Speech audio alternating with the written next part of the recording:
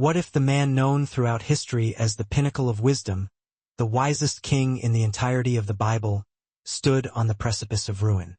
His threat was not levied by conventional armies or rival nations, but by unseen forces, spirits of chaos he believed he had mastered, bound to his will. You are watching the Forbidden Bible, the series that dares to illuminate the hidden war waged by angels and demons, the ancient prophecies sealed until the final age, and the forbidden mysteries of Scripture, all revealed with penetrating, cinematic clarity. If this is your first time here, ensure you subscribe and tap that notification bell, because the truths you are about to uncover concerning heaven, the unseen realm, and your own designated place within that cosmic drama may fundamentally alter your perspective forever. The name Solomon evokes images of unparalleled stability, a golden era of peace, and a gift of wisdom unmatched in human history. A king personally chosen and anointed by the divine. Solomon's legacy was not defined by the spoils of war or territorial conquest. It was forged in the furnace of judgment, profound insight, and the uncanny ability to perceive the hidden architecture of reality that remained invisible to all others. Scripture records that when Solomon ascended to the throne, the Almighty appeared to him, offering him any desire of his heart. Solomon, famously, did not covet vast riches, nor did he plead for a protracted lifespan, nor did he demand the swift destruction of his adversaries. His singular request was for wisdom, and God delivered it, not sparingly, but in overwhelming abundance. This was a wisdom so formidable that rulers traveled vast deserts, enduring immense hardship, simply to stand in his presence and hear him articulate a single thought. His insight was so deep that his pronouncements crystallized into proverbs, quotes that still echo through millennia. His authority established a reign that remains the undisputed gold standard in Israel's turbulent history. Solomon oversaw the construction of the Temple of the Lord, the most sacred, inviolable structure Israel had ever conceived. It was a physical nexus, the place where heaven and earth were famously believed to intersect. Externally, the kingdom was secure, divinely blessed, seemingly untouchable. Yet, here is the crucial detail the majority of people overlook. The canonical scriptures meticulously document the magnificence Solomon built. They are conspicuously silent, however, on everything Solomon was compelled to handle in the shadows. Because wisdom, when fused with sovereign authority, often precipitates a profoundly dangerous illusion. The delusion that to intellectually understand something is equivalent to controlling it. The false conviction that insight grants immunity from moral collapse. The dangerous belief that mere proximity to God's presence eliminates the risk of falling away. And according to certain ancient traditions, meticulously preserved outside the main body of Scripture, Solomon's dominion was far broader than ruling over mere men. He was believed to possess direct authority over forces exponentially more perilous than any earthly army or competing empire, entities that no human being was ever intended to command. And it is precisely at this boundary where the true narrative commences. Solomon's celebrated wisdom did not exist in academic isolation. In the ancient world, genuine wisdom transcended mere clever rhetoric or sharp legal verdicts. True wisdom meant a holistic, intimate comprehension of how the entire cosmos operated, both the visible and the invisible mechanisms. This is where the tale pivots, moving into territory most historians rarely dare to tread.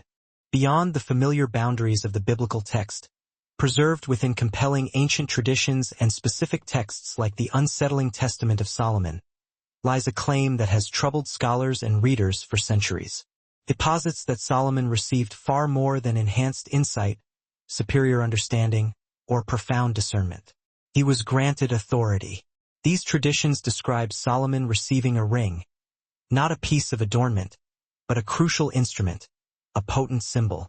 This ring was engraved with a divine seal, signifying the delegated authority of God, explicitly distinguishing it from Solomon's own inherent power. This distinction is paramount.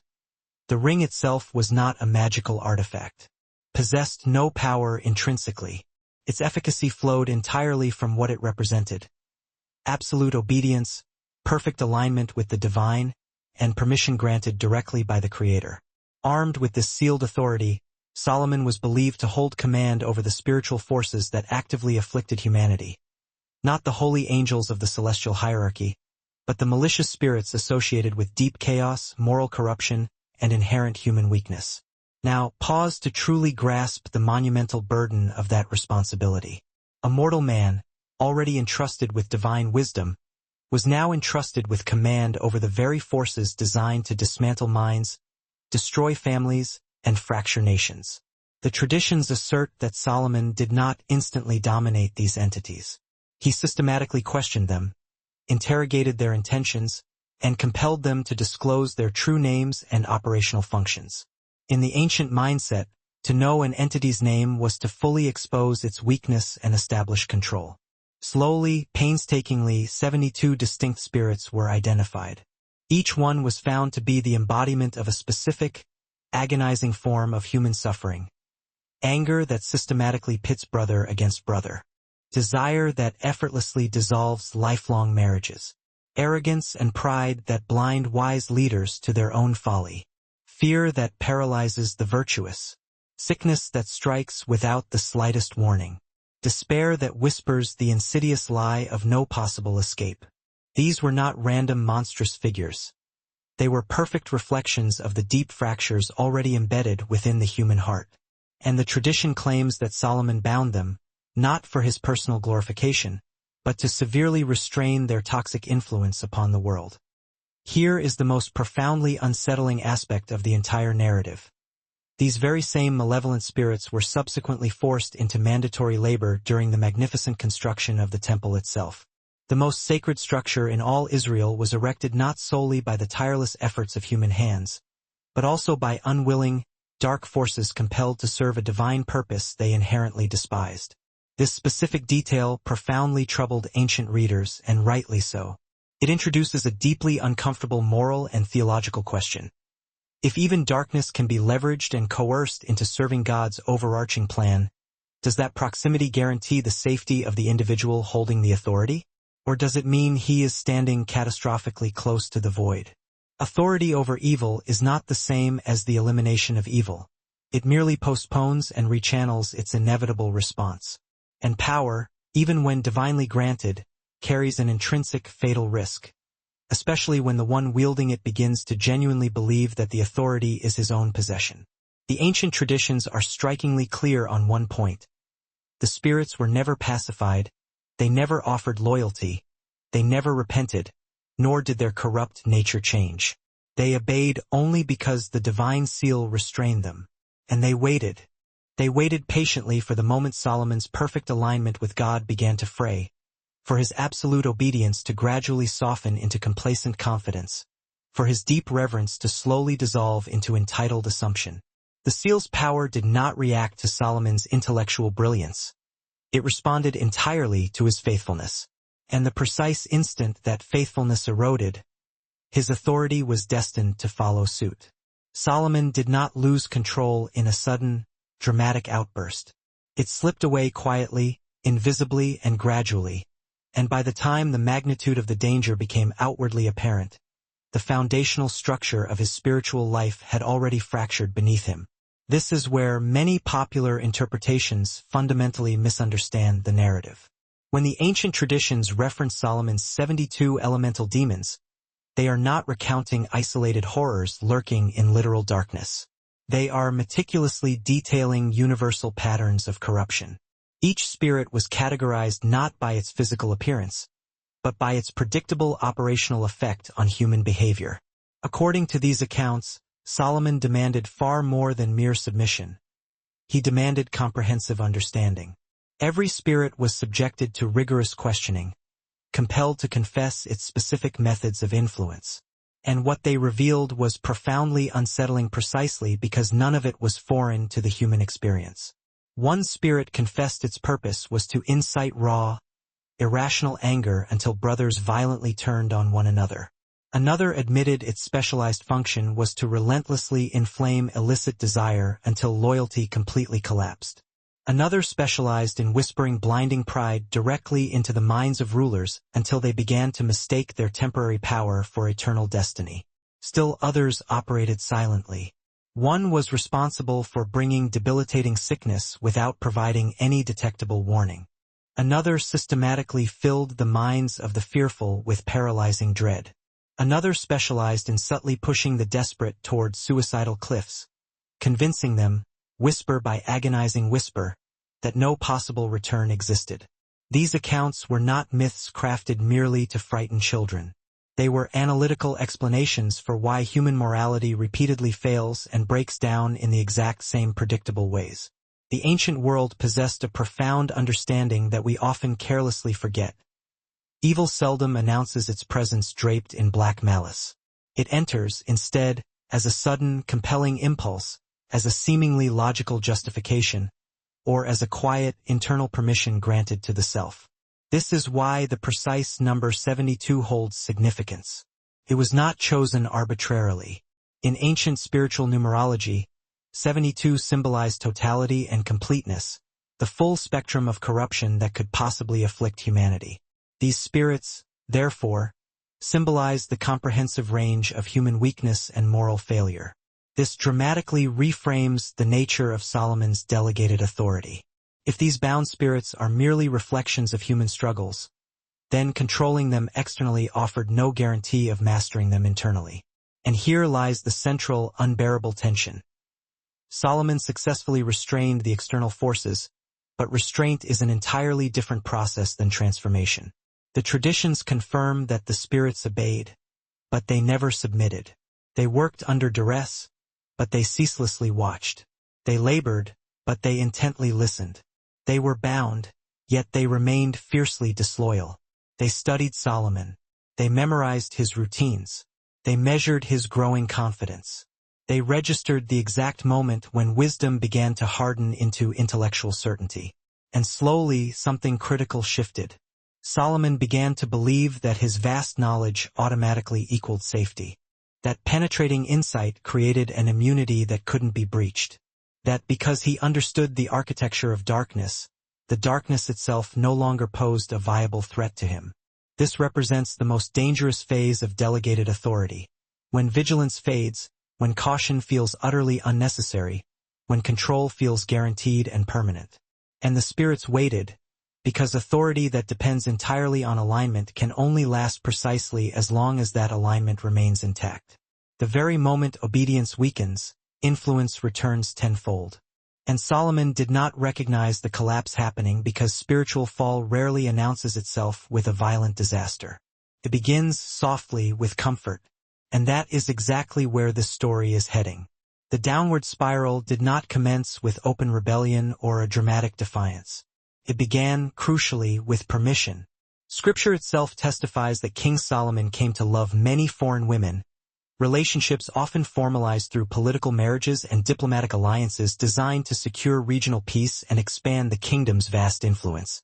Initially, there was no immediate crisis. No bolt of lightning, no audible divine warning, no visible, catastrophic consequence. There was only accommodation. Solomon did not forsake the covenant God overnight. He did not denounce the magnificent temple he had so recently built. He did not formally pledge allegiance to rival deities. He simply made room. He created space for customs and practices that were fundamentally not his own, space for altars that were not sanctified to the Lord, and space for practices he rationalized to himself were utterly harmless. After all, he was the wisest man alive. He was a master of cultures. He understood complex symbolism. He convinced himself he could surgically separate a mere ritual performance from genuine, heartfelt devotion. And this is precisely where the illusion reached its critical depth, because when compromise first surfaces, it seldom feels like direct betrayal. It feels measured, it feels reasonable, perhaps even compassionate. A small shrine built for the sake of political peace, an idolatrous altar tolerated purely for diplomatic expediency, a practice reluctantly permitted out of spousal love. Each individual choice appeared minor, inconsequential. But every minor allowance systematically weakened his alignment, and that alignment was the sole, indispensable source of his authority. According to the ancient traditions, this was the precise period when the divine seal began to dim. Not suddenly, not dramatically, but quietly, subtly. The authority Solomon once wielded with effortless clarity now demanded strenuous effort. The restraint he had previously commanded instantly now began to resist. The spirits he had bound did not immediately shatter their chains. Rather, they stirred. They keenly sensed the systemic imbalance, for they were never bound by Solomon's intellect. They were restrained solely by his uncompromised obedience. Scripture confirms that Solomon's heart was turned away, not in a violent, immediate break but gradually, imperceptibly. The king who had once knelt, petitioning God for penetrating wisdom, now actively tolerated the very things that wisdom had warned against. And as his internal heart drifted, his external authority inevitably followed. This is the narrative point most often disastrously overlooked. The loss of spiritual power preceded the visible outbreak of chaos. The inherent danger arrived long before the final, public disaster. And by the time Solomon was finally forced to recognize the devastating cost, the spiritual foundation of his kingdom had already structurally failed. Because the most dangerous form of compromise is always the one the mind successfully justifies. And once alignment fractures, control becomes nothing more than a lethal illusion. The spirits were technically still bound, yes, but they were no longer silent. And they waited for their one final opening. The final, irreversible collapse arrived not with fire descending from heaven, but with a profound and sudden silence. According to the tenacious ancient traditions, the fateful moment finally arrived when Solomon lost the ring. Some accounts claim it simply slipped from his weakening grip. Others insist it was cunningly stolen. Still others suggest he willingly surrendered it in a moment of profound spiritual weakness. The specific accounts may vary, but they unanimously agree on the devastating consequences that immediately followed. The seal was shattered, and with the loss of perfect alignment, divine restraint vanished instantly. What arose in its place was not immediate chaos exploding in the streets. It was something far more insidious and dangerous. Influence. The 72 spirits did not materialize and surge forward like a visible invading army. They spread through the culture like a silent, infectious disease. Without the divine restraint, their reach expanded with alarming speed, operating not through brute force, but through subtle manipulation of thought and emotion. Anger intensified within thousands of homes. Suspicion and paranoia spread uncontrollably among the ruling class. Fear crept back into regions that had enjoyed profound peace for generations. The effect was first noted in the palace. Advisors began bitterly contradicting one another. Royal judgments lost all clarity and precision. Decisions that had once emerged from deep wisdom now systematically bred widespread confusion. Then the city began to feel the spiritual infection. Merchants grew ruthless overnight. Neighbors turned viciously on neighbors over trivial, meaningless disputes. The infrastructure of justice bent and fractured under internal pressure, unable to resist the pervasive influence. And then, the most alarming transformation of all occurred. The temple itself was contaminated. The sacrifices continued to be offered. The incense still ascended. The ancient rituals proceeded without any visible interruption. But the sacred weight was gone. The prayers felt hollow, brittle. Worship carried on, yet heaven felt impossibly distant. According to the ancient narratives, certain powerful spirits specifically targeted the processes of judgment and wisdom itself. They distorted discernment. They twisted perceived truth. They blurred the line between genuine conviction and cunning manipulation until even the most senior leaders could no longer differentiate the two. This crisis was no longer confined to Solomon's personal moral failure. It was a systemic threat against the entire nation of Israel. The corruption had permeated every essential layer: leadership, the people, and the very act of worship. This was the moment the ultimate threshold was crossed. When corruption reaches the absolute heart of the covenantal worship, the covenant itself is profoundly endangered. The traditions describe the released spirits not attacking Solomon with violence, but with scathing, undeniable certainty. You believed wisdom was sufficient. You arrogantly thought authority belonged to you alone. You fatally mistook granted permission for personal ownership. Solomon sat upon his now tainted throne. The ring vanished, his clarity shattered, finally comprehending, far too late, what he had truly forfeited. Not his wisdom, not his accumulated wealth, nor his famed reputation, but his divine covering. And once that protective covering is irrevocably removed, chaos does not need any further permission to multiply.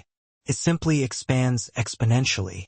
What had been released that night was far too dangerous to be left unchecked, and heaven could no longer afford to remain silent. There are moments in divine history when prolonged patience fundamentally risks being perceived as passive permission. This was definitively not one of those moments. According to the tradition, when the contagion of corruption reached the sacred trifecta, leadership, populace, and worship, heaven responded instantly. God dispatched Michael, the Archangel, not merely as a warning messenger, nor as a prophetic voice, but as an immediate, immovable boundary line. Michael's very name provided the necessary answer to the crisis. Who is like God? Where Solomon's delegated authority had shattered into fragments, Michael's intrinsic alignment was absolute and unbreakable. This was not temporary, delegated power. It was not symbolic restraint. This was direct, overwhelming, celestial intervention. The spiritual unrest immediately recoiled. The 72 spirits hesitated, not because they were forced, but because they instinctively recognized a true, unchallengeable authority that vastly surpassed their own. Michael did not descend to publicly shame Solomon for his failure. He arrived to violently halt what the compromised king could no longer contain, because the escalating issue was no longer restricted to one king's personal moral lapse. It was an existential threat against an entire covenant nation, and heaven refuses to abandon its covenant. The moment Michael took his defiant stand, the unseen realm was ripped open, becoming horrifically visible. The 72 spirits abandoned the safety of subtle influence, manifesting their true forms. Some rose as monstrous, towering figures, their bodies grotesquely twisted like thick serpents, their heads monstrously shaped like predatory lions or cunning wolves, their eyes burning with a cold, terrifying, deliberate intelligence. Others appeared impossibly tall and gaunt, spectral parodies of men, their movements unnaturally disjointed, their voices layered and echoing as if a multitude of presences spoke simultaneously. Still others adopted shapes designed purely to deceive. Figures of breathtaking beauty, radiant and alluring, crafted to appear almost human, specifically designed to disarm vigilance, distract the focused mind, and profoundly distort moral judgment. Yet others were less defined, existing as weighted shadows, or as smoke imbued with malicious intention. Forms that bent the air around them, pressing an unbearable, smothering dread directly into the senses of any observer. This was not a random collection of monstrosities. Each terrifying form perfectly reflected its specific, corrupting purpose. Rage was articulated by razor claws. Deception wore the mask of irresistible beauty. Fear was embodied by profound emptiness. And they moved, not individually, but in sinister coordination. The attack began with a calculated strike of fear, a crushing wave intended to overwhelm, followed instantly by confusion, with clashing voices and reality momentarily blurring, then a heavy spiritual pressure attempting to violently smother the Archangel's light itself. Michael advanced relentlessly. Light erupted from his form, solidifying like fire drawn into an impossibly sharp blade. Where his authority connected, the twisted forms immediately fractured, not exploding outward, but unraveling, their shapes collapsing backward into mere smoke and ethereal distortion. But they did not retreat easily. For every manifestation driven back, others instantly closed the gap. A colossal, lion-headed figure lunged forward, roaring raw defiance. A huge, winged shadow wrapped itself around the light, aggressively attempting to extinguish it entirely.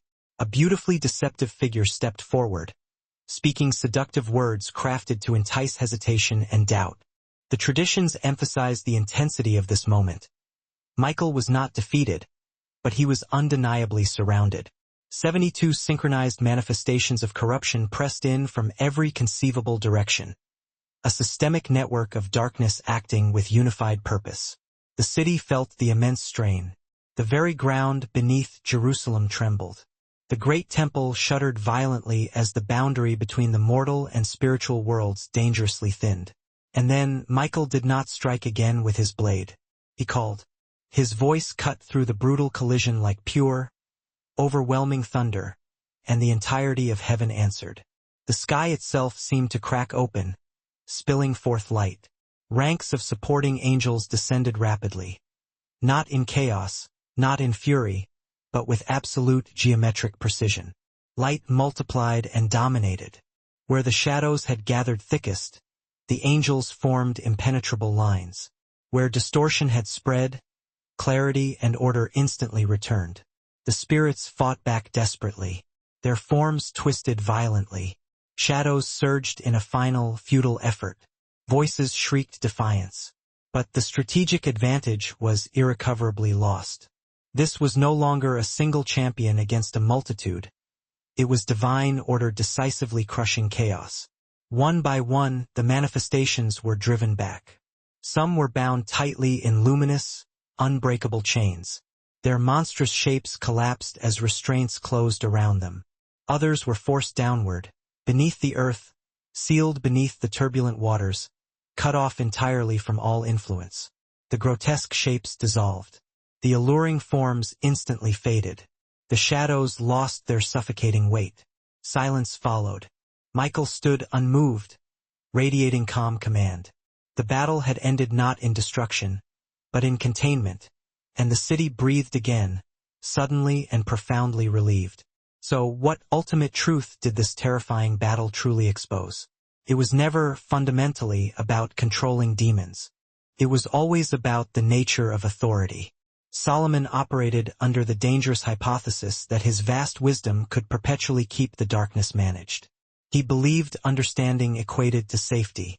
He assumed proximity to God conferred perfect immunity. But this story reveals a chilling, undeniable truth. Wisdom divorced from unwavering obedience is fundamentally unstable. Knowledge stripped of profound humility results in crippling vulnerability.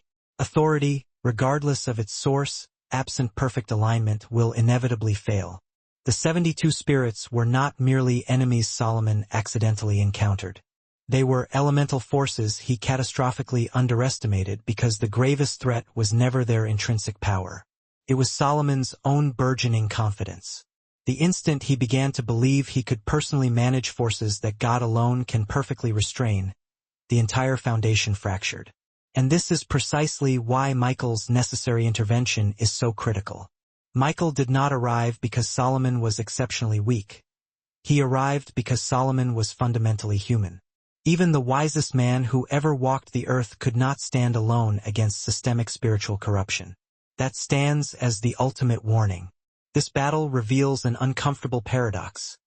Evil does not need to overtly overpower us. It only requires us to relax our vigilance, even momentarily. Patiently waits for compromise. It waits for distraction. It waits for the lethal moment when we confuse temporary permission with permanent ownership. The 72 manifestations represent far more than ancient spirits. They symbolize the perpetually recurring human struggles. Pride, consuming desire, paralyzing fear, uncontrollable anger, debilitating despair, and the deadly illusion of absolute control. And the story reminds us of something absolutely vital. We are not equipped to fight these cosmic battles in isolation. Solomon required dramatic intervention. Israel demanded protection. And so, undeniably, do we. Michael's role here transcends mere spectacle. It serves to brutally remind us where true, lasting authority originates, not from our intelligence, not from our position in society, nor from our reputation, but solely from an unbroken alignment with the divine. And when that sacred alignment is restored, chaos immediately loses its grip. Not because the darkness vanishes entirely, but because it is forcefully and justly restrained. That viewers is the true victory. And here is the final, penetrating question this story leaves hanging. If even King Solomon required heaven to physically step into the conflict on his behalf, what makes any of us believe we do not? Solomon's narrative is most frequently retold as a profound tragedy. But Scripture strongly hints at a consequence far more disturbing, because his monumental fall did not conclude with his death. It echoed violently forward into the history of Israel, into the painful exile, and into the destructive patterns we still witness in our modern world today. In our next episode, we will meticulously trace how Solomon's fatal choices reshaped biblical history and explain precisely why that chilling warning still applies to every one of us right now.